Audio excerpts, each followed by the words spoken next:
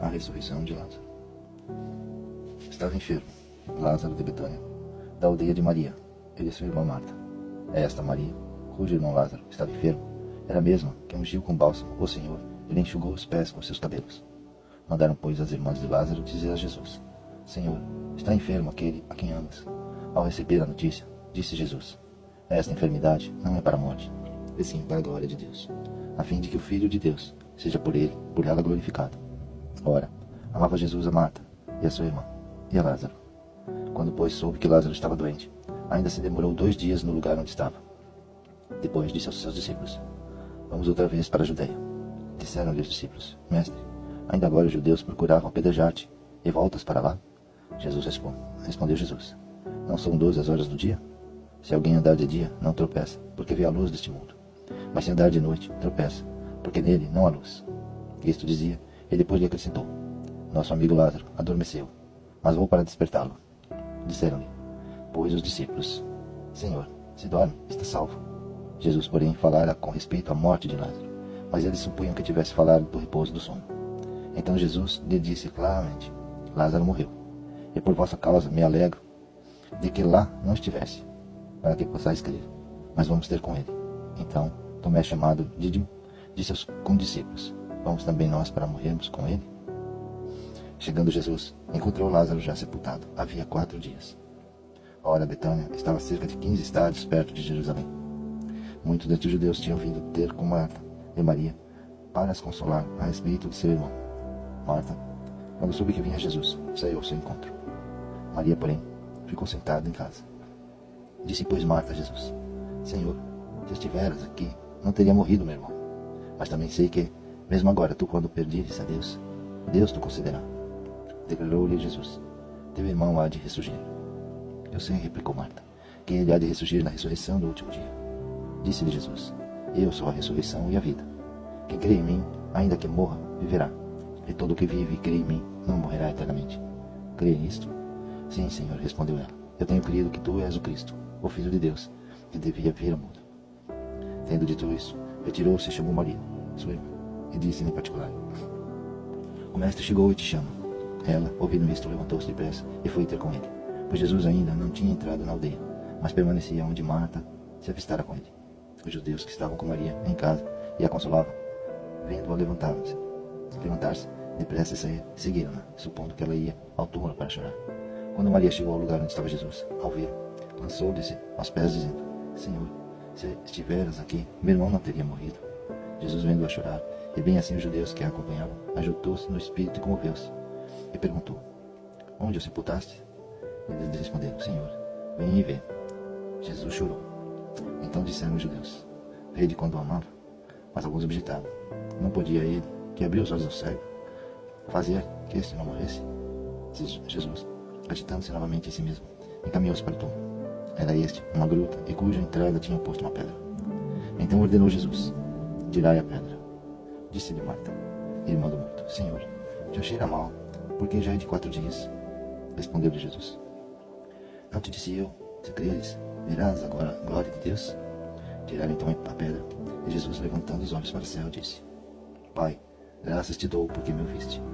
Aliás, eu sabia que sempre me ouves, mas assim falei por causa da multidão presente, para que creiam que tu me enviaste. E tendo dito isto, clamou em alta voz: Lázaro, vem para fora. Saiu aquele que estivera morto, tendo os pés e as mãos ligados com ataduras e o rosto envolto no lenço. Então lhe ordenou Jesus: Desatai-o e deixai-o ir. Muitos, pois, dentre os judeus que tinham vindo visitar Maria, vendo o que fizera Jesus, creram nele. Outros, porém, foram ter com os fariseus e lhe contaram dos feitos que Jesus realizara. Então os principais sacerdotes e os fariseus convocaram o sinédrio e disseram: Que estamos fazendo, uma vez que este homem opera muitos sinais? Se o deixarmos assim, todos crerão neles. Depois virão os romanos e tomarão não só o nosso lugar, mas a própria nação. Quem faz? Porém, um dentre eles, sumo sacerdote naquele ano, advertiu-os dizendo: Vós nada sabeis, nem considerais que vos convém que morra um só homem pelo povo, e que não venha a perecer toda a nação. Ora, ele não disse isto de si mesmo, mas sendo sumo sacerdote. Naquele ano profetizou que Jesus estava para morrer pela nação, e não somente pela nação, mas também para ter nele um só corpo, os filhos de Deus. que andam dispersos. Desde aquele dia, resolveram matá-lo. De sorte que Jesus já não andava publicamente entre os judeus, mas retirou-se para uma região vizinha ao deserto, para uma cidade chamada Efraim, e ali permaneceu com os discípulos. Estava próximo à Páscoa dos judeus, e muitos daquela região subiram para Jerusalém antes da Páscoa, para se purificarem. Lá, procuraram Jesus, e estando eles no templo, diziam uns aos outros: que vos parece? Não virá ele à festa? Ora, os principais sacerdotes e os fariseus tinham dado ordem para, se alguém soubesse onde ele estava, denunciá-lo, a fim de o prenderem. 6 dias antes da Páscoa, Jesus foi para Betânia, onde estava Lázaro, a quem ele ressuscitara dentre os mortos. Deram-lhe, pois, ali uma ceia. Marta servia, sendo Lázaro um dos que estavam com ele à mesa. Então Maria, tomando uma libra de bálsamo denado, puro, muito precioso, ungiu os pés de Jesus e o encheu com seus cabelos. E encheu-se toda a casa com o perfume do bálsamo. Mas Judas Iscariotes, um dos seus discípulos, o que estava para trair-lo, disse: por que não se vendeu este perfume por 300 denários e não se deu aos pobres? Isso diz ele, não porque tivesse cuidado com os pobres, mas porque era ladrão, e tendo a bolsa, tirava o que nela se lançava. Jesus, entretanto, disse: deixa que ela guarde isto para o dia em que me embalsamarem, porque os pobres sempre os tendes convosco, mas a mim nem sempre me tendes. Soube numerosa multidão dos judeus que Jesus estava ali, e lá foram não só por causa dele, mas também para verem Lázaro, a quem ele ressuscitara dentre os mortos. Mas os principais sacerdotes resolveram matar também Lázaro, porque muitos judeus, por causa dele, voltavam crendo em Jesus. No dia seguinte, a numerosa multidão que vivia a festa, tendo ouvido que Jesus estava de caminho para Jerusalém, tomou ramos de palmeiras e saiu para o seu encontro, clamando: Hosana, bendito que vem em nome do Senhor, e que é Rei de Israel. E Jesus, tendo conseguido em um jumentinho, montou, segundo está escrito: não temas, filha de Sião, eis que o teu rei aí vem, montado em um filho de jumento. Seus discípulos, a princípio, não compreenderam isto. Quando, porém, Jesus foi glorificado, então eles se lembraram de que estas coisas estavam escritas a respeito dele, e também de que isto lhe fizeram. Dava, pois, testemunho disto a multidão que estivera com ele, quando chamara a Lázaro do túmulo e o levantara dentre os mortos. Por causa disso, também a multidão lhe saiu ao encontro, pois ouviu que ele fizera este sinal. De sorte que os fariseus disseram de si: vede que nada aproveitais, eis aí, vai ao mundo após ele. Ora, entre os que subiram para adorar durante a festa, havia alguns gregos. Estes, pois, se dirigiram a Filipe, que era de Betsaida, da Galileia, e lhe rogaram: Senhor, queremos ver Jesus. Filipe foi dizer André e Filipe o comunicaram a Jesus. Respondeu Jesus: é chegada a hora de ser glorificado o Filho do Homem. Em verdade vos digo, se o grão de trigo caído na terra não morrer, fica ele só, mas se morrer produz muito fruto. Quem ama a sua vida, perde-a, mas aquele que odeia a sua vida neste mundo, preservará para a vida eterna. Se alguém me serve, siga-me, e onde eu estou, ali estará também o meu servo. E se alguém me servir, o Pai o honrará. Ora, está angustiada a minha alma. Agora está angustiada a minha alma. E que diria eu? Pai, salva-me desta hora. Mas precisamente com este propósito vim para esta hora. Pai, glorifica o teu nome. Então veio uma voz do céu, e eu já o glorifiquei, e ainda o glorificarei. A multidão, pois, que ali estava, tendo ouvido a voz, dizia ter ouvido um trovão. Outros diziam: foi um anjo que lhe falou.